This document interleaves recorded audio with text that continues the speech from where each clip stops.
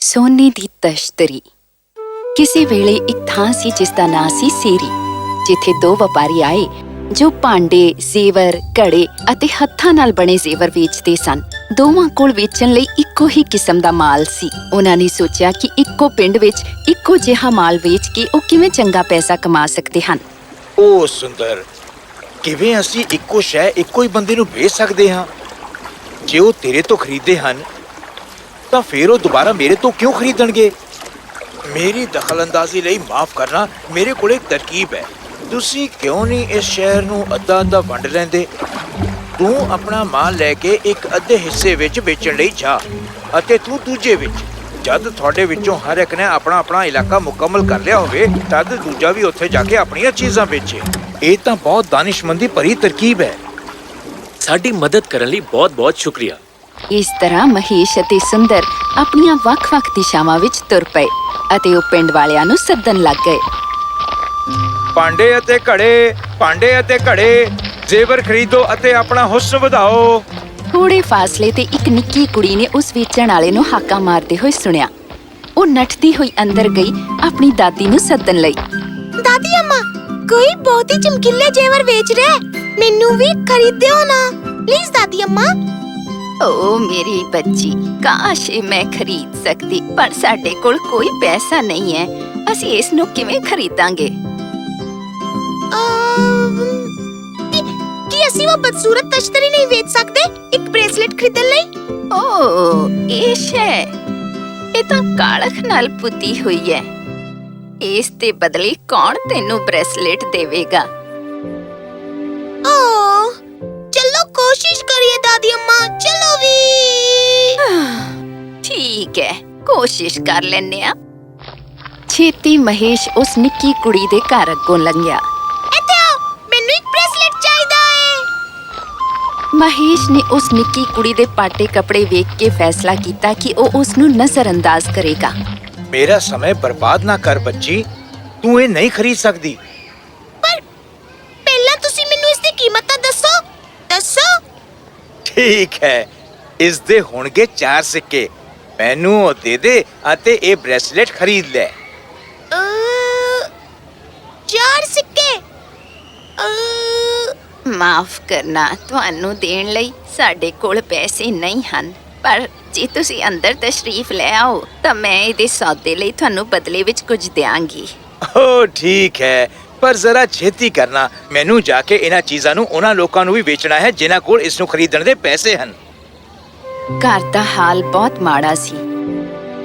ਕੰਧਾਂ ਡਿੱਗ ਰਹੀਆਂ ਸਨ, ਛੱਤ ਉੱਤੇ ਤਾਕੀਆਂ ਲੱਗੀਆਂ ਹੋਈਆਂ ਸਨ ਛੇਦਾਂ ਨੂੰ ਢੱਕਣ ਲਈ, ਅਤੇ ਉਸ ਪੂਰੀ ਥਾਂ ਤੇ ਚੂਹੇ ਨੱਠ ਰਹੇ ਸਨ। ਓ, ਇਹ ਤਾਂ ਬਹੁਤ ਗਰੀਬ ਸਨ। ਇਹ ਮੈਨੂੰ ਇਸ ਦਾ ਕੀ ਦੇ ਸਕਦੇ ਹਨ? ਚੂਹਾ? ਹੁਜ਼ੂਰ, ਤੁਹਾਨੂੰ ਦੇਣ ਲਈ ਮੇਰੇ ਕੋਲ ਬਸ ਇੱਕ ਕਾਲਖ ਵਾਲੀ ਤਸ਼ਤਰੀ ਹੈ। ਮੇਰੀ ਪੋਤਰੀ ਨੂੰ ਸੱਚਮੁੱਚ ਉਸ ਬ੍ਰੇਸਲੇਟ ਦੀ ਬੜੀ ਖਾਹਸ਼ ਹੈ। ਮਿਹਰਬਾਨੀ ਕਰਕੇ ਕਬੂਲ ਕਰ ਲਓ। ਓ, ਇਹ ਕਾਲੀ ਬਦਸੂਰਤ ਸ਼ੈ, ਇਸ ਤੇ ਕਿੰਨੀ ਮਿੱਟੀ ਕਾਲਖ ਜੰਮੀ ਹੋਈ ਹੈ। ਮੈਂ ਇਸ ਨੂੰ ਰਗੜਦਾ। ਉਮੀਦ ਹੈ ਘੱਟੋ ਘੱਟ ਤਸ਼ਤਰੀ ਤਾਂਬੇ ਦੀ ਹੋਵੇਗੀ। ਜਦ ਮਹੇਸ਼ ਨੇ ਤਸ਼ਤਰੀ ਰਗੜੀ ਤਾਂ ਕਾਲਖ ਨਿਕਲ ਗਈ ਅਤੇ ਤਸ਼ਤਰੀ ਦਾ ਨਿੱਕਾ ਜਿਹਾ ਹਿੱਸਾ ਚਮਕਣ ਲੱਗ ਗਿਆ।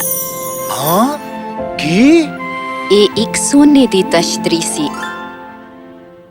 ਕੀ ਹੋਇਆ? ਕੀ ਕੋਈ ਗੜਬੜ ਹੈ? ਤੂੰ ਇਹਨੂੰ ਖਰੀਦੇਂਗਾ ਨਾ? ਮਹੇਸ਼ ਬਹੁਤ ਹੀ ਲਾਲਚੀ ਬੰਦਾ ਸੀ। ਉਸਨੇ ਆਪਣੇ ਦਿਲ ਵਿੱਚ ਸੋਚਿਆ, ਇਹ ਖਾਲਿਸ ਸੋਨਾ ਹੈ, ਇਸ ਦੀ ਕੀਮਤ ਸੈਂਕੜਾ ਹਜ਼ਾਰ ਹੋਵੇਗੀ। ਮੈਨੂੰ ਚੁੱਪਚਾਪ ਇੱਥੋਂ ਤੁਰ ਜਾਣਾ ਚਾਹੀਦਾ ਹੈ। ਉਹਨਾਂ ਨੂੰ ਇਹ ਭਰੋਸਾ ਹੋਣਾ ਚਾਹੀਦਾ ਹੈ ਕਿ ਇਹ ਤਸ਼ਤਰੀ ਬੇਕਾਰ ਹੈ ਅਤੇ ਉਹ ਮੈਨੂੰ ਇਹ ਮੁਫਤ ਹੀ ਦੇ ਦੇਣਗੇ। ਓ, ਮੈਂ ਇਹ ਸੋਚ ਰਿਹਾ ਸੀ ਕਿ ਇਹ ਬੇਕਾਰ ਤਸ਼ਤਰੀ ਤੁਸੀਂ ਮੈਨੂੰ ਕਿਉਂ ਦਿੱਤੀ ਹੈ? ਇਹ ਮੇਰੇ ਕਿਸੇ ਕੰਮ ਦੀ ਨਹੀਂ ਹੈ। ਇਸ ਦਾ ਕੋਈ ਮੁੱਲ ਨਹੀਂ ਹੈ। ਮੈਨੂੰ ਇਸ ਦੀ ਲੋੜ ਨਹੀਂ ਹੈ। ਓ, ਮਿਹਰਬਾਨੀ ਕਰਕੇ ਇੰਜ ਨਾ ਕਹੋ।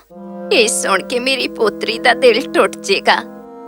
ਕੀ ਇੱਕ ਬ੍ਰੇਸਲੇਟ ਦੇਣ ਲਈ ਤੁਸੀਂ ਕੋਈ ਹੋਰ ਤਰਕੀਬ ਨਹੀਂ ਲੱਭ ਸਕਦੇ? ਇੱਕ ਬ੍ਰੇਸਲੇਟ? ਮੈਂ ਤੁਹਾਨੂੰ ਅੱਧਾ ਬ੍ਰੇਸਲੇਟ ਵੀ ਨਹੀਂ ਦੇ ਸਕਦਾ ਇਸ ਬੇਕਾਰ ਦੀ ਚੀਜ਼ ਦੇ ਲਈ। ਤੁਸੀਂ ਮੇਰਾ ਬਹੁਤ ਵਕਤ ਜ਼ਾਇਆ ਕੀਤਾ ਹੈ। ਹੁਣ ਮੈਂ ਜਾਣਾ। ਇਹ ਬੰਦਾ ਤਾਂ ਬਹੁਤ ਗੁੱਸਾ ਹੈ। ਮੈਨੂੰ ਕੁਝ ਨਹੀਂ ਚਾਹੀਦਾ। ਜਦ ਮਹੇਸ਼ ਬਾਜ਼ਾਰ ਵਿੱਚ ਚਲਾ ਗਿਆ ਤਾਂ ਫਿਰ ਉਸੇ ਥਾਂ ਸੁੰਦਰ ਆਇਆ ਆਪਣੀ ਕਿਸਮਤ ਅਜ਼ਮਾਉਣ ਲਈ। ਭਾਂਡੇ ਘੜੇ ਤੇ ਜ਼ੇਵਰ, ਭਾਂਡੇ ਘੜੇ ਤੇ ਜ਼ੇਵਰ। ਕੀ ਹਾਲ ਹੈ ਨਿੱਕੀ ਕੁੜੀ? ਕੀ ਤੂੰ ਕੁਝ ਖਰੀਦਣਾ ਚਾਹੇਂਗੀ? ਤੁਹਾਡੇ ਤੋਂ ਕੁਝ ਵੀ ਖਰੀਦਣ ਲਈ ਮੇਰੇ ਕੋਲ ਪੈਸਾ ਨਹੀਂ ਹੈ। ਓ, ਤੁਹਾਡੇ ਕੋਲ ਕੁਝ ਤਾਂ ਹੋਵੇਗਾ, ਮਾਯੂਸ ਨਾ ਹੋ। ਚੱਲ ਇੱਕ ਕੰਮ ਕਰੀਏ, ਤੂੰ ਮੈਨੂੰ ਦੱਸ ਕਿ ਤੇਰੇ ਕੋਲ ਕੀ ਹੈ, ਤਾਂ ਉਸ ਦੀ ਥਾਂ ਮੈਂ ਕੁਝ ਦੇਣ ਦੀ ਕੋਸ਼ਿਸ਼ ਕਰਾਂਗਾ। ਸੌਦਾ ਪੱਕਾ? ਠੀਕ ਹੈ। ਮੈਨੂੰ ਇੱਕ ਬ੍ਰੈਸਲੇਟ ਚਾਹੀਦਾ ਹੈ, ਪਰ ਮੈਨੂੰ ਇਹ ਮੁਫਤ 'ਚ ਨਹੀਂ ਚਾਹੀਦਾ। ਮੇਰੀ ਇੱਕ ਪੁਰਾਣੀ ਤਸ਼ਤਰੀ ਹੈ ਜੋ ਮੈਂ ਤੁਹਾਨੂੰ ਦੇ ਸਕਦੀ ਹਾਂ। ਕੀ ਤੁਸੀਂ ਉਹ ਵੇਖਣਾ ਚਾਹੋਗੇ? ਬੇਸ਼ੱਕ, ਵਰਨਾ ਇਹ ਸੌਦਾ ਕਿਵੇਂ ਹੋਏਗਾ? ਮੈਨੂੰ ਨਹੀਂ ਪਤਾ ਕਿ ਇਹ ਕਿਸੇ ਕੰਮ ਦੀ ਹੈ ਵੀ ਕਿ ਨਹੀਂ, ਪਰ ਇਹੀ ਹੈ ਮੇਰੇ ਕੋਲ। ਸੁੰਦਰ ਨੂੰ ਪਤਾ ਲੱਗ ਗਿਆ ਕਿ ਇਸ ਤਸ਼ਤਰੀ ਦਾ ਜ਼ਿਆਦਾ ਮੁੱਲ ਨਹੀਂ, ਪਰ ਉਹ ਇੱਕ ਰਹਿਮਦਿਲ ਅਤੇ ਇਮਾਨਦਾਰ ਬੰਦਾ ਸੀ। ਉਹ ਉਸ ਨਿੱਕੀ ਕੁੜੀ ਦਾ ਦਿਲ ਨਹੀਂ ਤੋੜਨਾ ਚਾਹੁੰਦਾ ਸੀ। ਉਸਨੇ ਪਹਿਲਾਂ ਹੀ ਇਰਾਦਾ ਕਰ ਲਿਆ ਸੀ ਕਿ ਉਹ ਉਸ ਪੁਰਾਣੀ ਤਸ਼ਤਰੀ ਦੀ ਥਾਂ ਬ੍ਰੈਸਲੇਟ ਦੇ ਦੇਵੇਗਾ ਤਾਂ ਜੋ ਇਹ ਸੌਦਾ ਸੱਚਾ ਲੱਗੇ। ਸੋ ਉਹਨੇ ਤਸ਼ਤਰੀ ਦਾ ਮੁਆਇਨਾ ਕਰਨ ਦਾ ਫੈਸਲਾ ਕੀਤਾ। ਠੀਕ ਹੈ, ਚਲੋ ਮੈਂ ਕੋਸ਼ਿਸ਼ ਕਰਾਂ ਕਾਲੀ ਸਵਾਹ ਨੂੰ ਰਗੜ ਕੇ ਦੇਖਾਂ ਕਿ ਇਹ ਤਾਂ ਸੋਨੇ ਦੀ ਤਸ਼ਤਰੀ ਹੈ। ਇਹ ਕੁੜੀ, ਮੇਰੇ ਕੋਲ ਜੋ ਕੁਝ ਵੀ ਹੈ ਇਸ ਤੋਂ ਬਹੁਤ ਜ਼ਿਆਦਾ ਹੈ। ਇਸ ਦਾ ਮੁੱਲ ਹਜ਼ਾਰਾਂ ਵਿੱਚ ਹੈ। ਮੇਰੇ ਕੋਲ ਇਸ ਨੂੰ ਖਰੀਦਣ ਲਈ ਇੰਨਾ ਪੈਸਾ ਨਹੀਂ ਹੈ। ਓਹ, ਸੱਚੀ ਮੁੱਚੀ ਮੈਂ ਇੱਕ ਬੁੱਢੀ ਜਨਾਨੀ ਆ। ਮੈਨੂੰ ਪੈਸੇ ਦੀ ਗੱਲ ਸਮਝ ਨਹੀਂ ਆਉਂਦੀ, ਪਰ ਤੂੰ ਇਮਾਨਦਾਰ ਤੇ ਦਇਆਲੂ ਇਨਸਾਨ ਹੈ। ਤੂੰ ਕਿਉਂ ਨਹੀਂ ਇਸ ਨੂੰ ਲੈ ਲੈਂਦਾ ਤੇ ਮੇਰੀ ਪੋਤਰੀ ਨੂੰ ਬ੍ਰੈਸਲੇਟ ਦੇ ਦਿੰਦਾ? ਇੱਕ ਬ੍ਰੈਸਲੇਟ? ਤੁਸੀਂ ਇਸ ਰਾਹੀਂ ਹਜ਼ਾਰਾਂ ਬ੍ਰੈਸਲੇਟ ਖਰੀਦ ਸਕਦੇ ਹੋ। ਇੱਕ ਮਿੰਟ ਰੁਕੋ, ਇਸ ਦੀ ਥਾਂ ਮੈਂ ਤੁਹਾਨੂੰ ਦੇ ਸਕਦਾ ਇਹ ਸਾਰੇ ਭਾਂਡੇ, ਘੜੇ, ਜੇਵਰ ਅਤੇ ਉਹ ਸਾਰੇ ਸਿੱਕੇ ਜੋ ਮੇਰੇ ਕੋਲ ਹਨ। ਪਰ ਮਿਹਰਬਾਨੀ ਕਰਕੇ ਮੈਨੂੰ 8 ਸਿੱਕੇ ਰੱਖਣ ਤੋਂ ਤਾਂ ਜੋ ਮੈਂ ਦਰਿਆ ਪਾਰ ਕਰ ਸਕਾਂ ਅਤੇ ਮੇਰਾ ਤਰਾਜੂ ਜਿਸ ਨਾਲ ਮੈਂ ਇਸ ਸੋਨੇ ਦੀ ਤਸ਼ਤਰੀ ਨੂੰ ਢੱਕ ਕੇ ਰੱਖ ਸਕਾਂ। ਬੁੱਢੀ ਜਨਾਨੀ ਬਹੁਤ ਖੁਸ਼ ਹੋਈ। ਉਸ ਕੋਲ ਹੁਣ ਬਹੁਤ ਸਾਰੇ ਮਿੱਟੀ ਦੇ ਭਾਂਡੇ ਤੇ ਘੜੇ ਸਨ ਅਤੇ ਉਸ ਦੀ ਪੋਤਰੀ ਕੋਲ ਬਹੁਤ ਸਾਰੇ ਚਮਕਦੇ ਹੋਏ ਜ਼ੇਵਰ। ਉਹਨਾਂ ਨੇ ਖੁਸ਼ੀ-ਖੁਸ਼ੀ ਹੱਥ ਹਿਲਾ ਕੇ ਸੁੰਦਰ ਨੂੰ ਅਲਵਿਦਾ ਕਿਹਾ।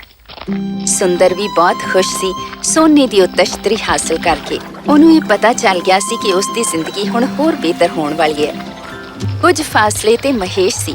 ਉਸਨੇ ਵੀ ਇਹੋ ਸੋਚਿਆ ਸੀ, ਪਰ ਉਸ ਨੂੰ ਇਹ ਜ਼ਰਾ ਵੀ ਪਤਾ ਨਹੀਂ ਸੀ ਕਿ ਉਸ ਦੇ ਸੁਪਨੇ ਸਵਾਹ ਹੋ ਗਏ। ਸੋਨਾ ਮੈਨੂੰ ਮਿਲਣ ਵਾਲਾ ਹੈ। ਮੈਨੂੰ ਉਮੀਦ ਹੈ ਕਿ ਉਹ ਬੁਰੀ ਔਰਤ ਹੁਣ ਤੱਕ ਪੂਰੀ ਤਰ੍ਹਾਂ ਮਾਯੂਸ ਹੋ ਗਈ ਹੋਵੇਗੀ। ਉਹ ਆਰਾਮ ਨਾਲ ਸੋਨੇ ਦੀ ਉਹ ਤਸ਼ਤਰੀ ਮੈਨੂੰ ਮੁਫਤ ਦੇ ਦੇਗੀ। ਇਹ ਹੁੰਦਾ ਹੈ ਅਸਲੀ ਵਪਾਰ। ਮੈਨੂੰ ਪਤਾ ਹੈ ਤੂੰ ਬਾਹਰ ਮੈਨੂੰ ਉਡੀਕ ਰਹੀ ਹੋਵੇਂਗੀ। ਠੀਕ ਹੈ, ਪਰ ਮੈਂ ਇਰਾਦਾ ਬਦਲ ਦਿੱਤਾ ਹੈ। ਤੇਰੇ ਜਿਹੀ ਬੱਚੀ ਨੂੰ ਮੈਂ ਮਾਯੂਸ ਨਹੀਂ ਵੇਖ ਸਕਦਾ। ਮੈਂ ਖਰੀਦ ਲਵਾਂਗਾ ਤੁਹਾਡੀ ਸੋਨੇ ਉਹ ਮੇਰਾ ਮਤਲਬ ਹੈ ਉਹ ਕਾਲੀ ਬਦਸੂਰਤ ਤਸ਼ਤਰੀ, ਪਰ ਮੈਂ ਤੁਹਾਨੂੰ ਤੁਹਾਡਾ ਬ੍ਰੈਸਲੇਟ ਨਹੀਂ ਦੇ ਸਕਦਾ। ਮੈਨੂੰ ਸੋਚਣ ਦਿਓ। ਹੁਣ ਕੀ ਸੋਚ ਰਹੇ ਹੋ ਹੁਜ਼ੂਰ? ਸਾਨੂੰ ਤੁਹਾਡੇ ਕੋਲੋਂ ਕੁਝ ਨਹੀਂ ਚਾਹੀਦਾ। ਅਸੀਂ ਪਹਿਲਾਂ ਹੀ ਆਪਣੀ ਸੋਨੇ ਦੀ ਤਸ਼ਤਰੀ ਇੱਕ ਦਾਨਿਸ਼ਮੰਦ ਤੇ ਇਮਾਨਦਾਰ ਤਾਜੀਰ ਨੂੰ ਵੇਚ ਦਿੱਤੀ ਹੈ। ਕੀ? ਕਿੱਥੇ? ਕਿਸ ਨੂੰ? ਕਿਵੇਂ? ਤੂੰ ਬਹੁਤ ਗੁਸਤਾਖ ਹੈ ਅਤੇ ਹੁਣ ਤੂੰ ਦੇਰ ਨਾਲ ਵੀ ਆਇਆ ਹੈ। ਜੋ ਕੁਝ ਵੀ ਉਸਦੇ ਕੋਲ ਸੀ ਉਸਨੇ ਸਭ ਸਾਨੂੰ ਦੇ ਦਿੱਤਾ, ਸਿਵਾਏ 8 ਸਿੱਕਿਆਂ ਤੇ ਆਪਣੇ ਤਰਾਜੂ ਦੇ। ਹੁਣ ਤੱਕ ਤਾਂ ਉਸਨੇ ਦਰਿਆ ਪਾਰ ਕਰ ਲਿਆ ਹੋਵੇਗਾ। ਕੀ? ਨਹੀਂ, ਮੇਰਾ ਪੈਸਾ। ਪਰ ਨਿੱਕੀ ਕੁੜੀ ਨੇ ਸਹੀ ਆਖਿਆ ਸੀ। ਮਹੇਸ਼ ਸੱਚਮੁੱਚ ਦੇਰ ਨਾਲ ਆਇਆ ਸੀ। ਸੁੰਦਰ ਨੇ ਹੁਣ ਤੱਕ ਦਰਿਆ ਪਾਰ ਕਰ ਲਿਆ ਸੀ। ਮਹੇਸ਼ ਗੁੱਸੇ ਵਿੱਚ ਉਬਲ ਗਿਆ ਅਤੇ ਛਟਪਟਾਉਂਦਾ ਰਹਿ ਗਿਆ ਤੇ ਆਪਣੇ ਹੱਥ ਹਵਾ ਵਿੱਚ ਲਹਿਰਾਉਂਦਾ ਰਹਿ ਗਿਆ। ਉਸ ਦੇ ਦਿਲ ਵਿੱਚ ਸੁੰਦਰ ਲਈ ਨਫ਼ਰਤ ਭਰ ਗਈ। ਉਹ ਚੀਖ ਰਿਹਾ ਸੀ, ਪਰ ਸੁੰਦਰ ਬਹੁਤ ਅੱਗੇ ਨਿਕਲ ਗਿਆ ਸੀ। ਉਹਨੂੰ ਇੱਕ ਸ਼ਬਦ ਵੀ ਸੁਣਾਈ ਨਹੀਂ ਦੇ ਰਿਹਾ ਸੀ। फौरन वापस आ जाओ, ओ मेरा पैसा।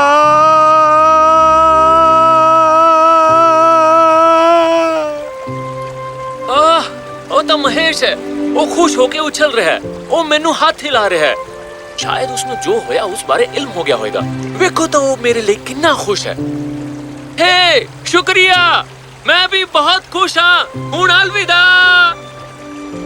मेरा पैसा। ਸੁੰਦਰ ਤੁਰ ਪਿਆ ਸੀ, ਪਰ ਮਹੇਸ਼ ਉੱਥੇ ਹੀ ਮੌਜੂਦ ਸੀ, ਆਪਣੀ ਕਰਨੀ ਤੇ ਪਛਤਾਉਂਦੇ ਹੋਏ। ਜੇਕਰ ਉਹ ਲਾਲਚੀ ਨਾ ਹੁੰਦਾ ਤਾਂ ਸੋਨੇ ਦੀ ਉਹ ਤਸ਼ਤਰੀ ਉਸ ਕੋਲ ਹੁੰਦੀ। ਚੇਤੇ ਰੱਖੋ, ਇਮਾਨਦਾਰੀ ਸਭ ਤੋਂ ਚੰਗਾ ਅਮਲ ਹੈ।